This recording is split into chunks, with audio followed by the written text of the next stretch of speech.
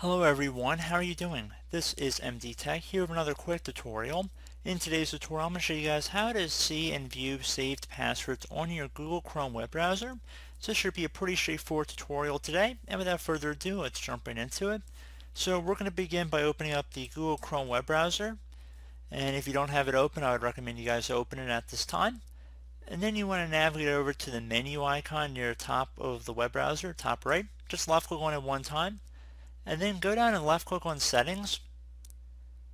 Scroll down this page until you get to the advanced section right here. Left click on that one time as well. Scroll down until you get to underneath passwords and forms where it says manage passwords. Left click on that. Any saved passwords will be listed right in here for any websites, and you can pretty much go from there. Just click on the X next to it to delete the password. And the same principle would apply if you had any websites you previously stated you never wanted to save the password for. So pretty straightforward tutorial, guys. I do hope I was able to help you out, and I look forward to catching you all in the next tutorial. Goodbye.